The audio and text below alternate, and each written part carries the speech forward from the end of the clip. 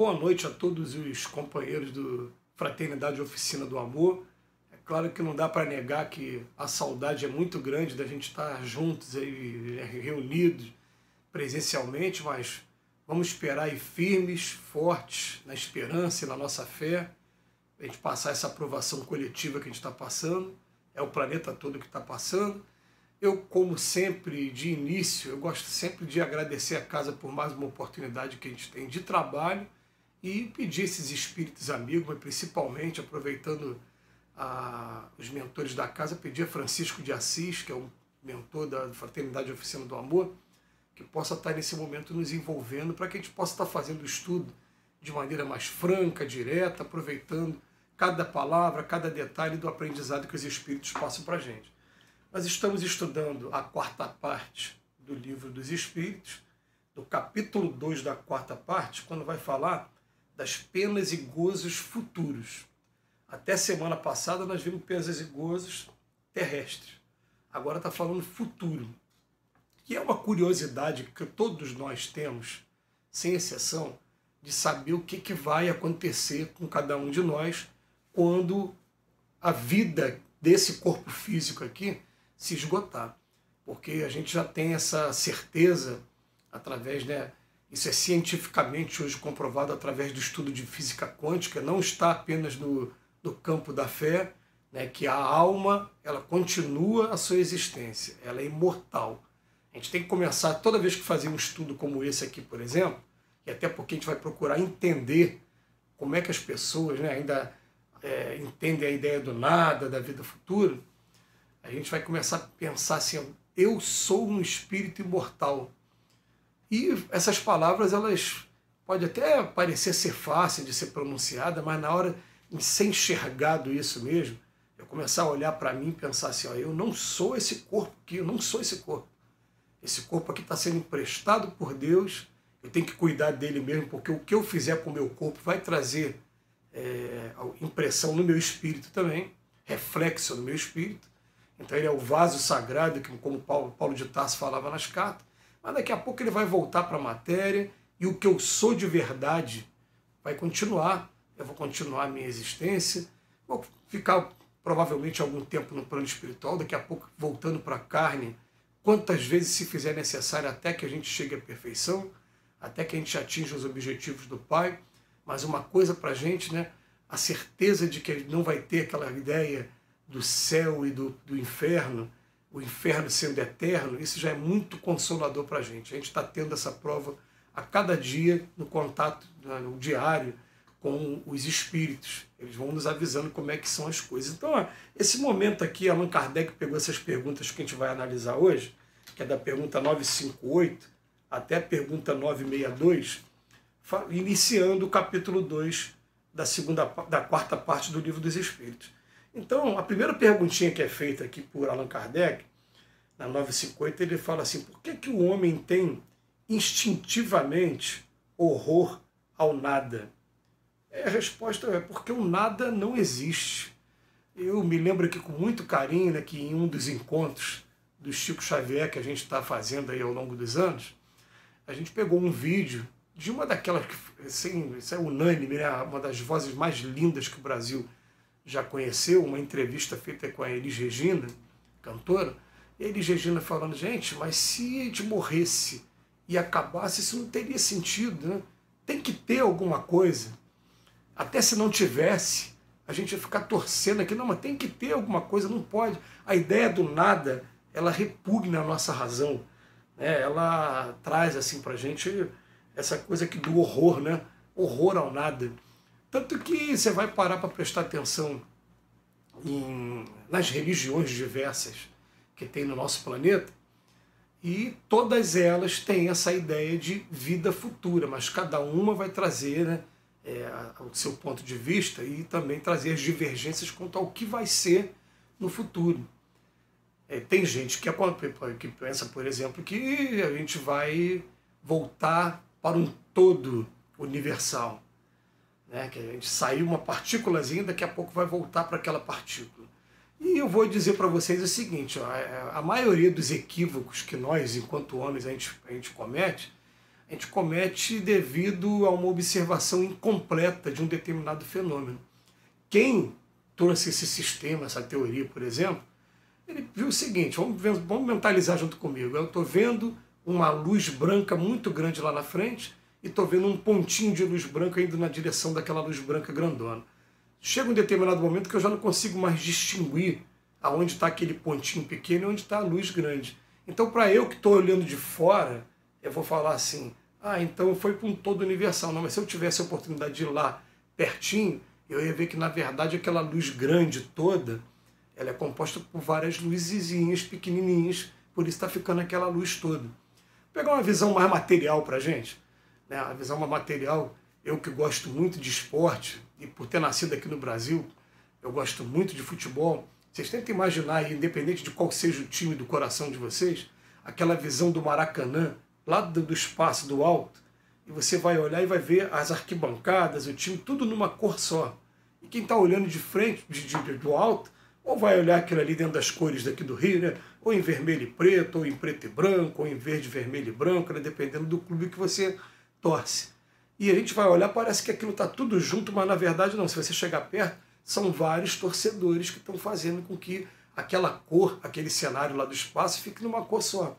Então, na verdade, foi uma observação incompleta, mas tinha uma teoria, né, dizendo isso, falando, quando terminar, igual aquela amálgama que a gente tem, o melhor exemplo, quem já viu aquele mercúrio utilizado pelos dentistas, né, aquele que é cromado, né?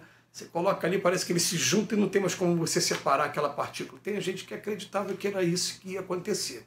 É claro que a gente, enquanto espírita, a gente está tendo o tempo todo os espíritos comentando com a gente, que não é dessa maneira, eles mostrando que a individualidade deles continua, eles continuam sendo quem eles eram, só não estão com o corpo, mas mesma virtude adquirida, mesmos defeitos. Então não vai ter milagre nenhum, nem passe de mágica. Quando a gente desencarnar, a gente vai estar chegando do outro lado exatamente do jeito que a gente é, e esse é que é um problema, porque a gente vai passar, a partir de agora, começar a analisar o jeito que a gente é. Se eu vou estar chegando lá bem ou não, o que eu tenho para parar aqui ainda, ou o que eu não tenho para parar.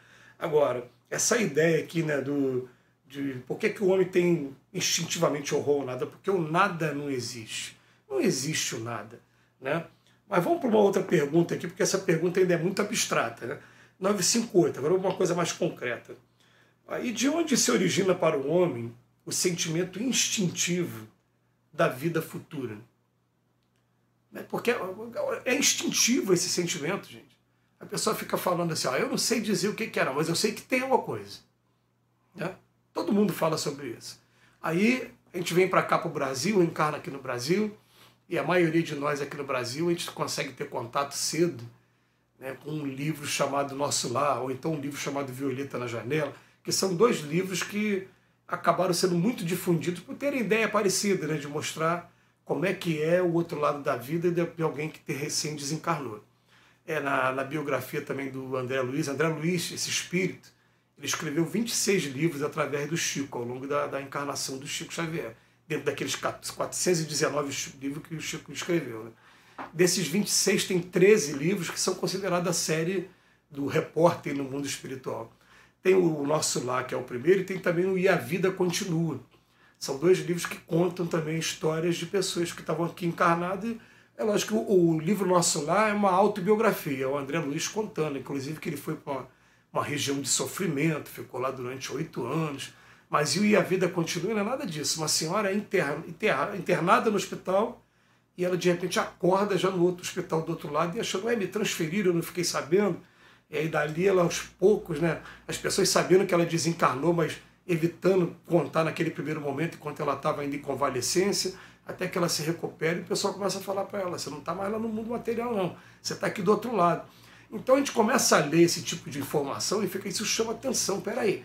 Então tem cidades do outro lado, tem hospitais, e olha que o livro Nosso Lar, né, ele está falando, é claro, de uma cidade, não tem como dizer que seja de outra maneira, mas que ainda não é ainda o plano espiritual, bem dizer assim, de maneira mais concreta, não. Está sendo um lugar ainda em que os espíritos estão sendo recebidos para poder recuperar a sua lucidez, para daqui a pouco adentrar no mundo espiritual mesmo. Começar a fazer os trabalhos que até o próprio André Luiz começou a fazer, né? mas são livros que chamam a nossa atenção, que mexem com a gente, e, gente, ó, que vem mostrar para a gente, principalmente, né, que existe inferno. Eu vou falar assim para vocês, ó, existe inferno sim. Se vocês pararem para ler os livros, principalmente de André Luiz, já que eu fui por essa linha de André Luiz, ele vai contar vários exemplos. No primeiro livro ele fala do umbral, mas tem um livro específico, que é o livro Obreiros da Vida Eterna, que agora é o 4º livro escrito, né, por André Luiz, né, que foi Nós Somos Lá, Os Mensageiros, Missionário da Luz, Obreiro da Vida Eterna, depois, né, No Mundo Maior. Esse é o 4º livro. No Obreiros da Vida Eterna tem um momento que ele fala de uma região lá que, se aquilo não for inferno, eu não quero imaginar o que seja o inferno, né? Então, que existe o inferno, existe. A única diferença é que a gente sabe que o inferno não é eterno. Que os próprios Espíritos vieram dizer para a gente, olha, quem disse que o inferno era eterno, também teve, vamos botar uma observação incompleta de um determinado fenômeno. É o que acontece. Durante algum tempo na Igreja Católica, alguns eclesiásticos, eles acreditavam que a pessoa que se suicidou ia para o inferno. E olha, eles não estão longe da razão não, porque quem estudar o suicídio, aliás, semana passada falaram sobre o suicídio, né? O suicídio traz muito sofrimento e pode ser durante muito tempo. E é um sofrimento que a gente não deseja nem para o pior inimigo que a gente, se a gente fizer, que a gente ainda tenha inimigos, né? Então a gente fica, não é que eu desejo para ninguém, para nenhuma pessoa. Mas aquele sofrimento ele tem um termo, tem um final. Mas o que aconteceu? O membro eclesiástico, ele durante o sono, no momento de emancipação, a experiência dele com Deus, ele era levado àquela região, via um determinado grupo de espíritos ali, e muito tempo depois ele voltava e ainda via os mesmos espíritos. Você imagina o seguinte, a pessoa fazendo hoje um seminário para poder se tornar um padre, com 20 anos de idade, e tendo essa experiência de emancipação da alma. Aí daqui a pouco ele com 60 anos de idade, 40 anos depois, ele vai lá e ainda vê a mesma coisa, vê os mesmos espíritos. Ele vai acreditar que o inferno é eterno. Então é bom a gente começar a pensar no seguinte, esses equívocos que a gente vê algumas pessoas cometerem, né, em outras religiões, nós cometemos também, porque a gente estava tendo uma determinada experiência e a gente achou que aquela experiência nossa era infalível e que a ideia que eu tive, né, a conclusão que eu tive fosse a conclusão melhor, mas depois alguém veio falar, olha, você viu certo, mas entendeu errado. Na verdade existe o inferno, sim, mas o inferno não é eterno, porque um pai de amor, um pai que ama, não vai fazer isso com filho nenhum. Aliás, nós fomos criados por Deus, para o progresso. O tempo todo ele nos ama. Hoje a gente está começando a trabalhar, né, até dentro desse capítulo, né, penas e gozos terrestres, agora e futuro, que Deus, na verdade, ele não pune ninguém. A gente vai botar assim, é tudo educativo. Ele permite que as coisas aconteçam com a gente quando a gente ainda não teve aquele relâmpago de arrependimento, ainda está cometendo um monte de coisas erradas, ainda por falta de conhecimento, por ignorância mesmo.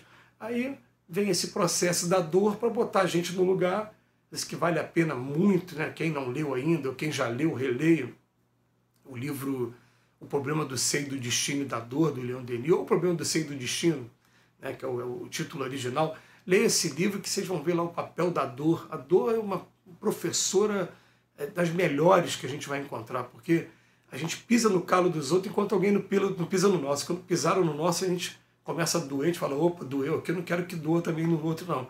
A gente começa a modificar nossos comportamentos, né?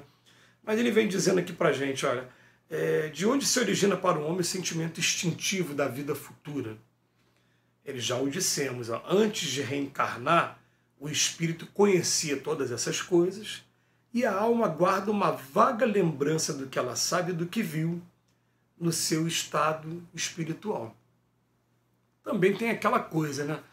É que, segundo os próprios espíritos, a gente morre todo dia, porque todo dia quando a gente dorme, a gente fica mais ou menos no estado que a gente vai ficar o dia que não tiver mais o corpo.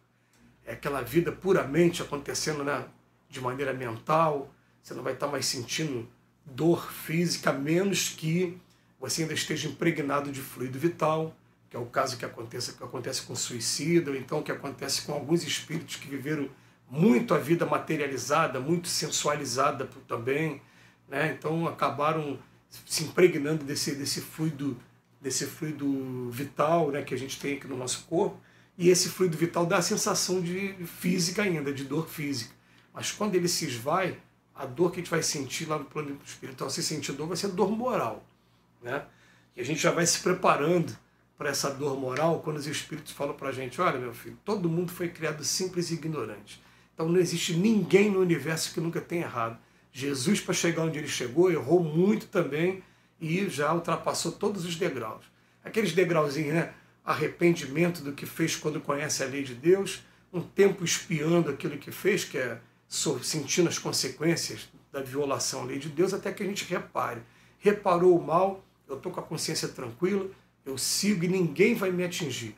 O que vai trazer problema para a gente na vida futura é se a gente não estiver com a nossa consciência tranquila. Aí eu fiquei pensando assim, né? São tantos livros de André Luiz, principalmente, que falam, né, das consequências da pessoa que chega do outro lado com a consciência ainda pesada, pelos erros, pelos equívocos. Né? Falei, como é que eu faço para ter minha consciência tranquila, então? Eu sou uma pessoa que errei tanto e que às vezes erro também. Então, como é que eu faço para ter minha consciência tranquila? Ele falou, olha, vamos procurar a partir de agora nos compenetrar de quais são as nossas responsabilidades e vamos estar cumprindo bem, na medida do possível, no melhor que a gente puder, as nossas responsabilidades. Responsabilidade como na nossa família, como pais, como mães, como avós, como filhos, responsabilidade como profissional, responsabilidade no nosso meio religioso, e procurar interrogar nossa consciência todo dia, né? Aonde eu estou falhando, me ajuda a consertar. Os espíritos vêm ajudar, vai chegar fatalmente, a gente chegar lá do outro lado, e alguém vai chegar para a gente e falar, olha, o que a gente quer de vocês agora, de todos vocês agora, de nós, né, de mim também, que a gente chegue lá, eu reconheço a coisa errada que eu fiz, assumo as responsabilidades daquilo errado que eu fiz e ao mesmo tempo falo assim, agora eu quero corrigir. Como é que eu faço para corrigir? Se a gente começar a fazer isso de agora, vai chegar lá do outro lado com mais facilidade. O caminhão já não vai estar tão pesado, né? Vai estar mais leve. Mas lá do outro lado também funciona. Então, é claro que a gente vai sentir arrependimento, sentir remorso, sentir tristeza, mas esse arrependimento, remorso e tristeza não pode deixar a gente no estado de prostração. Não pode. A gente tem que levantar a cabeça e falar, não, eu quero caminhar, eu quero seguir, porque todo mundo foi criado simples e ignorante, todo mundo errou muito. Então, eu também sou humano, eu também errei, agora a partir de agora eu quero acertar. E é assim que a coisa funciona, né? A gente vai ter essa consciência tranquila. Vamos ver o comentário de Allan Kardec, que ele fala assim pra gente. Em todos os tempos, o homem se preocupou com seu futuro de além-túmulo. E isso é muito natural. Qualquer que seja a importância que dê à vida presente, não pode deixar de considerar como ela é curta e principalmente precária, visto que ela pode ser interrompida a qualquer instante e que ele nunca está seguro sobre o dia seguinte. O que será dele após um instante fatal? A questão é grave, pois não se trata de alguns anos, mas da eternidade. Aquele que tem de passar longos anos num país estrangeiro preocupa-se com a posição que lá ocupará. Como então não nos preocuparmos com a que teremos ao deixar esse mundo, já que é para sempre? A ideia do nada tem alguma coisa que repugna a razão. Tudo bem.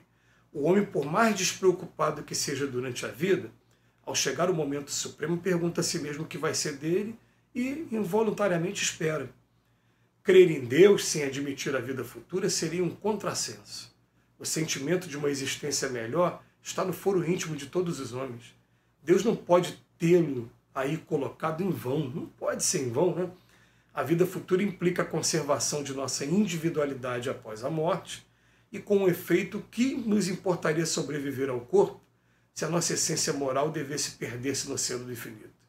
As consequências para nós seriam as mesmas que o nada.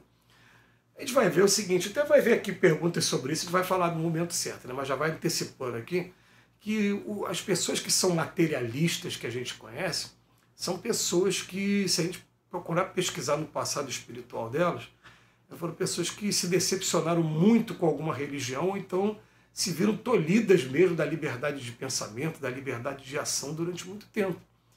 A gente vai ver que na época de Kardec, principalmente, né, como a Revolução Francesa, ela impulsionou a liberdade de pensamento e acabou com aquela intervenção do Estado.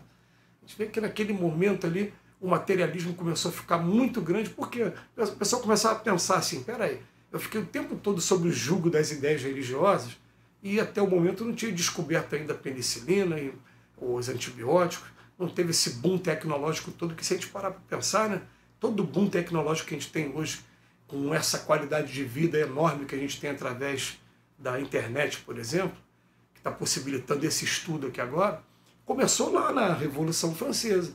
Então a pessoa fala, pô, eu fiquei tanto tempo, olha, a Idade Média, né, sendo proibido de pensar, qualquer coisa que eu fizesse, alguém via em cima de mim, era Inquisição, dizia que eu era bruxo, e me jogava para aquelas tribunais, e muita gente foi para a fogueira. Agora não, agora eu tenho a liberdade de pensar, então agora a primeira coisa, eu não quero nada com religião. Então ele se tornou materialista naquele momento. E aí vem a doutrina espírita falando assim, calma, que ó, o negócio é equilíbrio, tá, né? Nem lá nem aqui. Tá? Agora a gente tem liberdade de pensamento, mas Deus existe. Nós somos espíritos imortais. E vou trazer mais uma informação para a gente, para todos nós aí. A lei de causa e efeito é uma lei que está aí para todo mundo e ninguém consegue fugir dela. O que a gente está fazendo com o nosso planeta hoje, daqui a pouco a gente vai voltar e vai pegar o mesmo planeta. Eu vou dar um exemplo para a gente poder entender aqui muito bem, né? Eu sou uma pessoa que aprendo a disseminar um vírus pelo planeta. Eu vou ficar com o meu perispírito aqui impregnado da dor que eu provoquei nos outros. Daqui a pouco, numa encarnação futura, provavelmente no primeiro momento eu vou estar nascendo com um vírus também dentro do meu corpo para sentir o efeito que eu fiz os outros sentirem. Daqui a pouco, como é que eu vou fazer para reparar? Eu vou começar a estudar medicina para tentar descobrir a cura, uma vacina que possa estar cuidando desse vírus. E é assim que a coisa vai funcionando, a lei de causa e efeito. Mas ninguém foge dessa lei de causa e efeito. Ninguém foge, nenhum de nós. É aquela frase velha, né, que é uma frase que vai valer para toda a eternidade. A semeadura é livre, agora a colheita, meu amigo, não tem para onde correr. A colheita vai ser obrigatória. Então ele veio falar aqui para a gente, né? Crer em Deus sem admitir a vida futura seria um contrassenso. Né? Porque se você acreditar em Deus, você está acreditando, principalmente quando a gente pega o Evangelho de Jesus, ele vem falar assim das bem-aventuranças. Já pararam para ler as bem-aventuranças? Ele fala assim, ó, bem-aventurado aquele que é misericordioso, porque é dele o reino dos céus. E o que era o reino dos céus? Não é reino aqui na terra, é reino dos céus. Né? E ele está falando para um povo sofrido, que continuou sofrido até o final, mas falando para eles, ó, tenham paciência, segura a ponta aí, ó, avante vocês, todos vocês que são misericordiosos, porque ó, o que te aguarda lá do outro lado é melhor. É assim que ele está falando, o tempo todo falando da vida futura. Daqui a pouco tem um momento que Jesus fala assim, né? Olha, há várias moradas na casa do meu pai. Se não fosse assim, eu teria dito o contrário. Mas há várias moradas. E ó, inclusive eu, olha a autoridade que Jesus tem, né? Eu estou indo na frente para preparar outros lugares. Dá até a impressão de que ele não é responsável só por isso aqui. Né? Ainda tem mais. Eu vou preparar outros lugares para quando vocês chegarem também. Dentro dessas moradas aí. Essas várias moradas que tem na casa do pai. E vem falar para a gente, ó, quando mostra a ressurreição, e 40 dias depois ele foi embora, né? Teve um momento que ele se despediu, mostrando, ó, aqui ó, a vida espiritual, o pessoal pode tirar meu corpo. O que tiraram com a crucificação, com aquele episódio todo triste, foi o meu corpo, mas o espírito ninguém tira. Ele virou para o ladrão do lado e falou, olha, hoje mesmo você vai estar comigo no paraíso. Então, peraí, hoje mesmo aquele ladrão ali também é um espírito imortal e todos nós somos. Então, às vezes a gente fica vendo umas discussões religiosas, questões de jogo de palavra para querer, né, um provar que é dono da verdade, outro que não é. Mas, gente, uma coisa que é certa, Jesus veio matar a morte, dizer para a gente que a morte não existe e mostrar para a gente que tem vida futura, que tem tudo ali do outro lado. Aí a gente fica, num primeiro momento, com a fé. Porque quem disse foi que aquele que é o nosso mestre, aquele que é reconhecido no mundo inteiro. Né? Mas daqui a pouco, quando a gente começa a ter a certeza mesmo, e a certeza a gente vai tendo de várias maneiras, ou no contato com os espíritos, nas informações que eles vão trazendo para a gente, ou então quem tem recordação de vida passada também, que são o número de casos são menores, mas eu tive a oportunidade de ver que normalmente quem tem recordação de vida passada só tem porque aquilo que ele se lembra foi traumático para ele. Então aquilo doeu tanto que ele está trazendo essa recordação. Mas aí, como aconteceu comigo, né, um espírito chamado Dr. Ema falou para mim: meu filho, quebra o vidro do retrovisor, não fica olhando para trás não. Se você já está trazendo essa recordação, né, é só para você não cair nos mesmos erros que você caiu lá no passado. Esquece aquilo ali, agora bola para frente. E tem gente que vai assim conseguindo ter essa certeza da vida futura, né? Mas vamos pegar aqui agora a intuição das penas e gozos futuros, pergunta 960.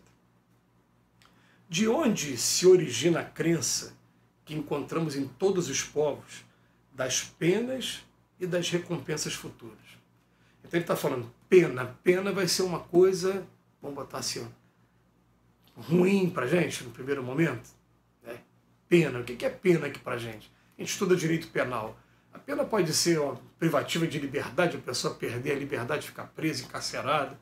Existe, infelizmente, em outros lugares, pena de morte. Né? Aqui no Brasil, graças a Deus, pela nossa legislação, só tem um caso, né? Só se fosse em caso de guerra, nos casos de deserção, traição à pátria. Mas como o Brasil não se envolve com conflito nenhum, a gente não tem essa pena de morte aí aplicada na nossa legislação. Mas a gente vê legislação, por exemplo, pena de restrição de direito, a pessoa perde a carteira de motorista, perde a licença para trabalhar numa determinada coisa. Então, quer dizer, pena está sempre ligada a uma restrição. E recompensa, não. Recompensa é quando a gente, é aquele quem ganha, quem foi o vencedor no esporte, quem conseguiu cumprir com seu objetivo, isso é recompensa. E em todos os povos a gente vai encontrar a ideia de penas e de recompensa. Por quê? Porque em todos os povos, todos nós somos espíritos, alguém viu espíritos que estavam reclamando do que estavam vivendo e outros espíritos felizes do que estavam vivendo. E a gente aqui na doutrina espírita, a gente vai ter logo de cara, escrito pelo próprio Kardec, um livro chamado Céu e Inferno, que traz depoimento, relato de vários espíritos, dizendo como é que está o estado deles, o que eles estão vivendo lá do outro lado da vida. Então é um livro que, né, vale a pena a gente ler, mas ler com intenção de estudar, mas sabendo que dentro das casas espíritas, principalmente das reuniões que a gente participa, cada dia se escreve um livro Céu e Inferno diferente, porque a gente vai tendo essas experiências. Inclusive ali você está vendo espíritos franceses, aqui você está vendo espíritos que estavam encarnados aqui no Brasil, falando a nossa linguagem, falando a nossa cultura, falando coisa que eles viveram há tão pouco tempo, né, dentro dessa história toda nossa aqui, que é muito familiar a gente mesmo. Né? Então vamos ver a resposta aqui do 960. De onde se origina essa crença? É sempre a mesma coisa. É o pressentimento da realidade trazida ao homem pelo espírito nele encarnado. Pois sabei bem, não é em vão que uma voz interior vos fala. Vosso erro está em não a escutardes o bastante. Se pensasses bem nisso, e com frequência, melhores vos tornaríeis. Né? Então, olha só, aquela voz traz sempre essa informação para a gente. E aqui na doutrina espírita, né, isso não está em livro nenhum, isso está em documentários aí do Chico falando, né, que o Chico falou uma vez que o Emmanuel falou para eles, todo mundo quer saber para onde vai quando morre, né? Vocês querem saber também? É curiosidade de vocês? Ele falou assim, aonde está o nosso pensamento e a nossa mente quando a gente não tem nada para fazer? Acabou as obrigações todas. Já cheguei do meu trabalho, já terminei meu trabalho dentro de casa, aí parei, aonde está a minha mente? Se eu estou no mundo que é só mental, não tem mais o corpo, aonde a minha mente estiver, o meu espírito vai estar também. Não é isso que a gente estuda aqui na doutrina espírita? Tem gente, por exemplo, que chega agora domingo, como essa reunião nossa aqui de domingo, né, de Fraternidade e Oficina do Amor, chega sexta-feira, hoje é sexta-feira, e você já sabe o que vem na mente dessa pessoa, né? Olha, não tem nada para fazer, chegou a sexta-feira, acabou, vem o final de semana, para onde eles vão? Eles vão para esses ambientes, das baladas, das noitadas, a mente dele está ali. Então, Emmanuel vem dizendo para a gente, aonde vai estar a sua mente? Vai estar aonde está o teu centro de atenção. Tem gente que o centro de atenção é estudar, tem gente que o centro de atenção é acompanhar os trabalhos aí que esses mentores espirituais fazem, procurar aprender com eles. Tem gente que o centro da atenção é a nossa família mesmo.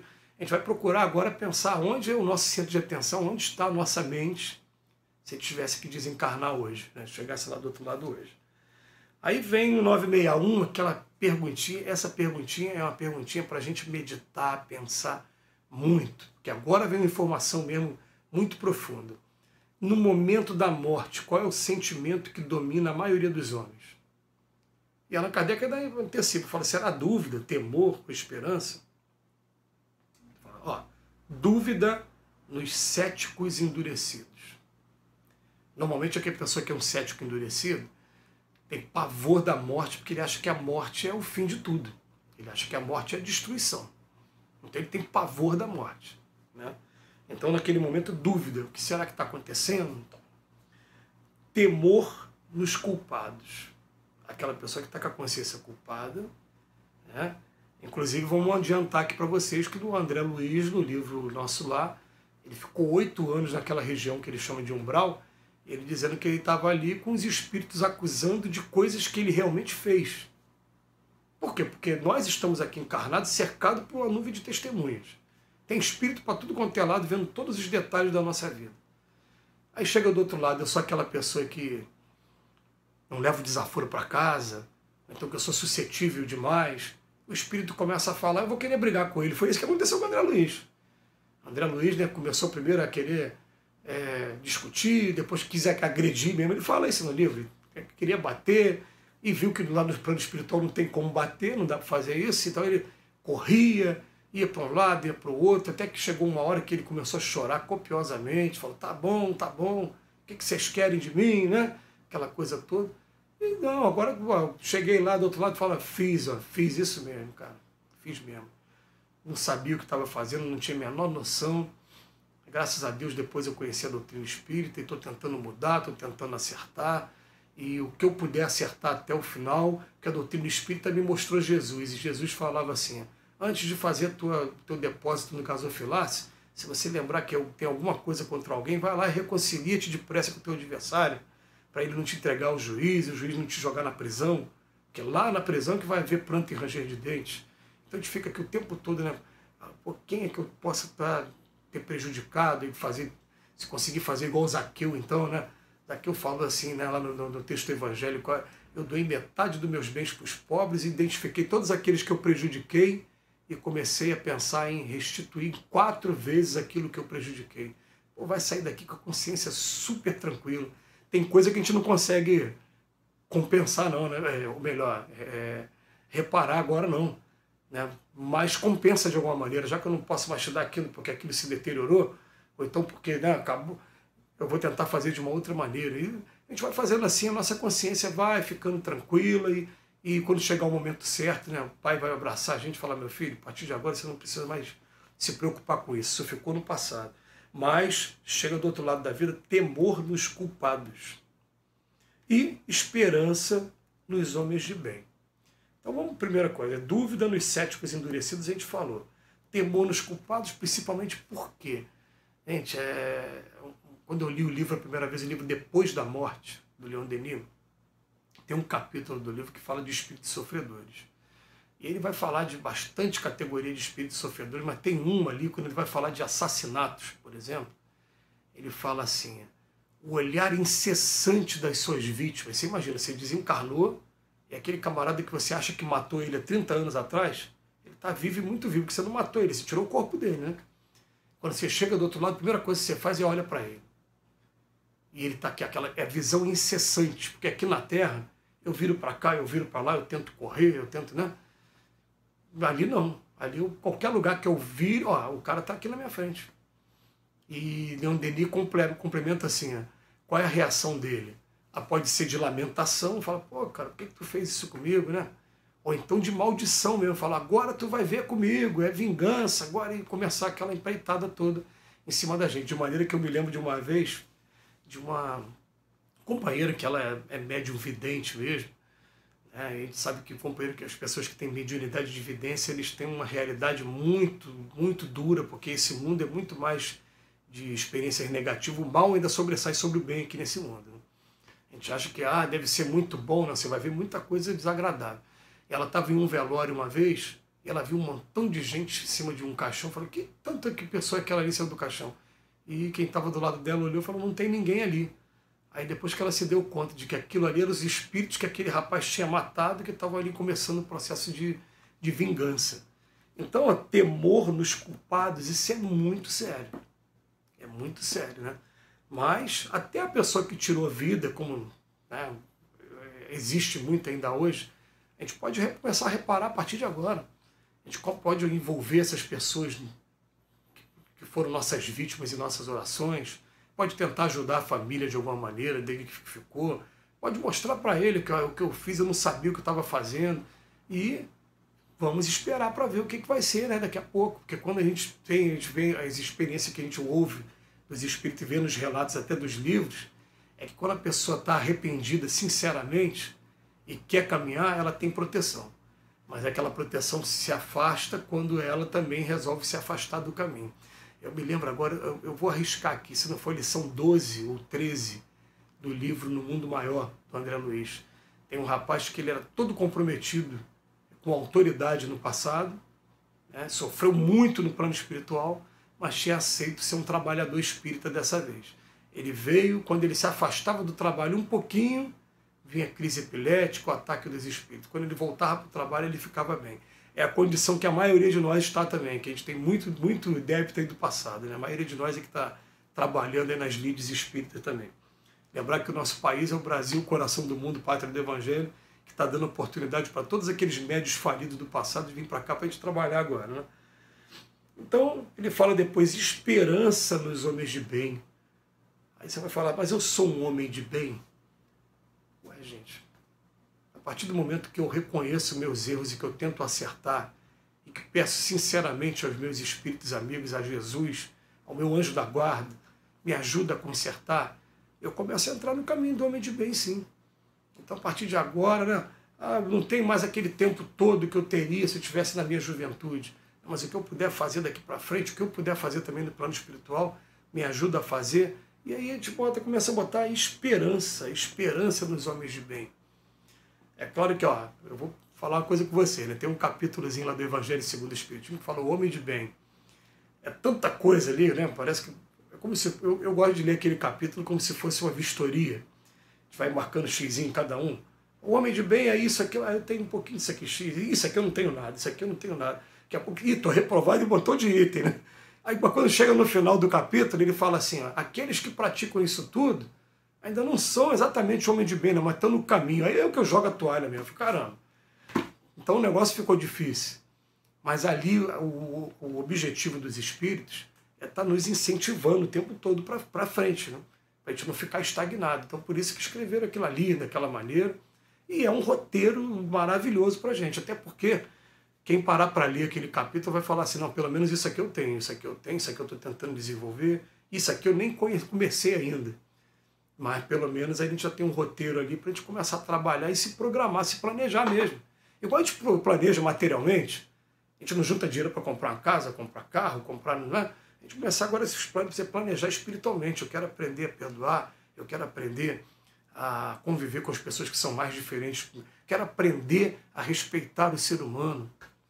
Eu quero aprender que eu também, por ser ainda muito, meu instinto ainda ser muito, vamos botar assim, agressivo, eu tenho que aprender que às vezes ele fala mais alto, mas depois eu tenho que aprender a pedir desculpa. E a gente vai começar a fazer dessa maneira. Ó, saiu, mas tem como consertar? Tem. Você me perdoa aí e tal. E a gente vai começar a trabalhar dessa maneira e isso é planejamento espiritual para cada um de nós. Então a gente espera, sinceramente, que a gente que esteja assistindo, né, esse estudo, que esteja estudando a doutrina espírita, a gente vai olhar aqui e vai falar, ó, dúvida nos céticos endurecidos. Ó, nós não somos mais céticos endurecidos, não. Né? Temor nos culpados, relativizado pela esperança nos homens de bem, porque agora, se eu estou me sentindo culpado com alguma coisa, eu vou tentar fazer com que minha consciência fique mais tranquila, procurando reparar, mesmo que eu não repare 100%. Tem coisas assim que acontecem com a gente, né? A gente magoou uma determinada pessoa, e se eu chegar perto da pessoa e falar para ela o que eu fiz para ela, eu vou perder a amizade dela, vou perder, né, a consideração. Então o que eu faço? Eu tento reparar primeiro. Aí depois que eu reparei de alguma maneira, ela vai chegar perto de mim me agradecendo. Eu falei, não, peraí, não me agradece não. No fundo, eu estou fazendo isso porque eu fiz isso e isso contigo também. Então, então eu fiquei mal pra caramba e tal, mas eu não queria falar isso contigo antes de reparar aqui. Agora, eu acho que se você ficar chateado comigo, você está no seu direito. Mas eu estou aqui de coração, eu estava tentando fazer isso para poder amenizar esse quadro todo, e a coisa vai... Porque tem coisa que é assim, né? Que se a gente chegar perto da pessoa mesmo, de repente a gente joga fora uma oportunidade muito grande de trabalho, acaba com a nossa família. A gente vai, não, então melhor ficar na sua, vamos tentar trabalhar silenciosamente, mudar, né? De maneira, né? Aí vem agora a última pergunta. A última pergunta fala assim: por que existem céticos, já que a alma traz ao homem o sentimento das coisas espirituais? E a resposta que ele bota aqui pra gente: eles são menos numerosos do que se imagina. A gente conhece muitos ateus, graças a Deus, né? Muitos. Muitos se fazem de espíritos fortes durante a vida, por orgulho. Mas no momento da morte não são tão fanfarrões. É claro que essa palavra fanfarrão hoje tem um sentido diferenciado, né, de quando escreveu aqui, né, porque até depois foi utilizado nesses filmes nacionais aí mais conhecidos, né? Enfim, mas estão falando, ó, ficam ali mostrando aquela postura de que eu não acredito em nada disso, não, tá, mas quando chega o momento mesmo que vê a morte de frente, aí o camarada começa a buscar naquilo que agarra, alguma coisa para se agarrar. Então entra a história do ateu, graças a Deus. Eu tenho um amigo que ele falava para mim assim, né? Eu não acredito em Deus. O dia que Deus sentar numa mesa para conversar comigo, eu falo, ele existe. Tá. Aí ele me contava que é muito engraçado, ele era militar, e ele falou que ele foi transferido para Caxias do Sul, lá no Rio Grande do Sul. É um lugar muito frio e que ele estava num lugar que ele estava sozinho, ele não conhecia muita gente, então ele morava sozinho. E de repente ele começou a ouvir barulhos na casa dele, e quando ele ouviu barulho daqui, dali, ele... Deus, me ajuda aí. Quer dizer, ele era cético até aquele momento. Chegou naquele momento, ele, me ajuda que está acontecendo alguma coisa aqui. Então, é isso que ele está falando aqui dos fanfarrões, né? Comentário de Kardec. Ó. A consequência da vida futura é a responsabilidade por nossos atos. A razão e a justiça nos dizem que na repartição da felicidade a que todo homem aspira, os bons e os maus não poderiam estar confundidos. Isso é claro. Deus não pode querer que uns gozem sem esforço de bens que o outro só alcança com esforço e perseverança. A ideia que Deus nos dá da sua justiça e da sua bondade, através da sabedoria de suas leis, não nos permite acreditar que o justo e o mal estejam aos seus olhos na mesma categoria, e nem duvidar de que recebam algum dia a recompensa e outro o castigo pelo bem e pelo mal que tenham feito. É por isso que o sentimento inato que temos da justiça nos dá a intuição das penas e das recompensas futuras. Então o que ele bota aqui para a gente poder estar encerrando, né? Ele fala para a gente assim, ó, existe o nada? Não. Vai existir um montão de teoria. Vai ter aquele que acredita que morreu, acabou. Vai ter aquele que acredita que morreu, você vai se juntar a um todo universal, que na verdade é a mesma coisa que acabou, porque você vai se confundir com todo mundo. Né? Vai igual cair uma gota na água do oceano, você não vai saber quem você era antes. E vai ter aquele que acredita que você continua com a sua individualidade, mas que quando você termina aqui a vida, você vai ser condenado eternamente às penas do inferno ou vai ter a recompensa eterna de ir para um paraíso. Né? Isso aí é um outro estudo, né? Mas a gente aqui, pela a bondade de Deus, o amor de Deus, a gente não consegue imaginar nunca, porque o nosso filho, a gente não vai conseguir fazer nunca com o nosso filho, né? Colocar ele numa pena eterna. Imagina o pai que ama muito mais do que a gente está muito longe ainda de conhecer o amor verdadeiro, mas aqui na Terra dizem que o maior amor que existe é o amor de mãe, né? Uma mãe não vai fazer nunca isso pelo seu filho. O filho pode ser o mais defeituoso possível, mas a mãe vai sempre amar e vai tentar ajudar o filho da maneira... Então, como é que você vai achar que um pai vai colocar ali a pessoa no inferno eterno? O inferno existe, até que você tenha consciência do que você fez e que você comece a pedir oportunidade de reparar o mal, se planejar para você mudar aquele quadro. O arrependimento sincero ajuda demais nesse quadro. E tem aquele que acredita que a gente continua com a mesma individualidade, sendo exatamente o que nós somos, mas que agora a gente, de acordo com as nossas conquistas, sendo exatamente do jeito que eu sou aqui, as virtudes que eu já consegui, os defeitos que eu ainda insisto em carregar comigo, eu vou chegar lá do outro lado.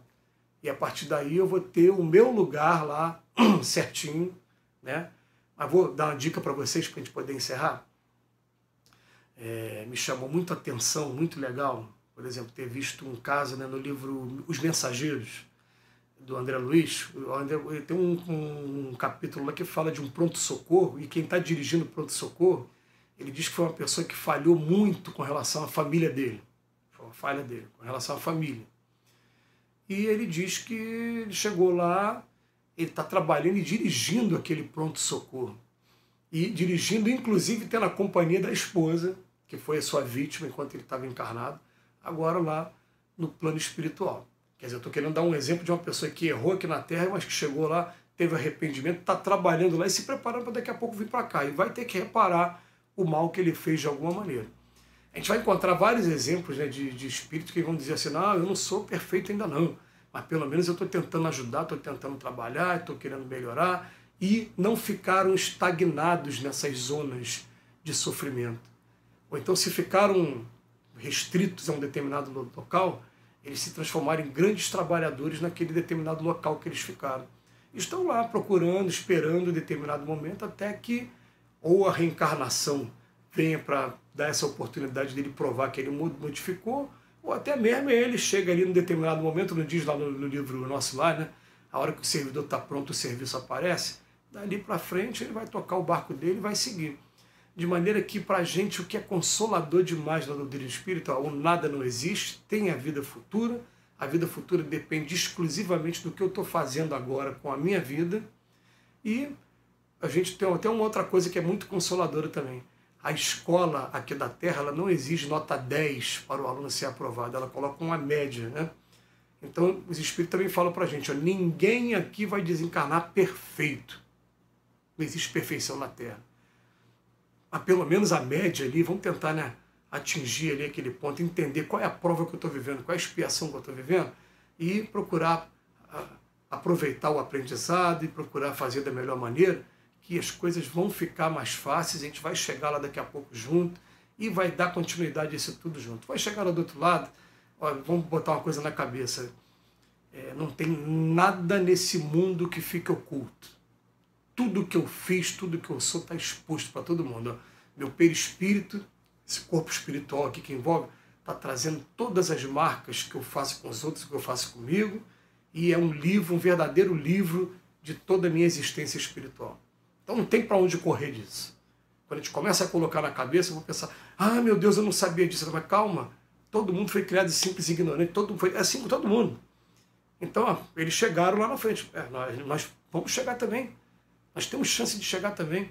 E a partir daí a gente começa a trabalhar, né? E buscar cada dia, diariamente, o vigiar e orar, é o estudo edificante, é a prece, a prática da caridade. Essas 3 receitas para a gente caminhar. Que Jesus nos abençoe hoje e sempre. E fica aqui mais uma vez as minhas palavras que de saudade mesmo de ter o contato físico com vocês, mas em breve, se Deus quiser, que a gente está alimentando a nossa fé de que vamos vencer esse período e daqui a pouco a gente vai estar junto aí. Que Jesus nos abençoe hoje e sempre.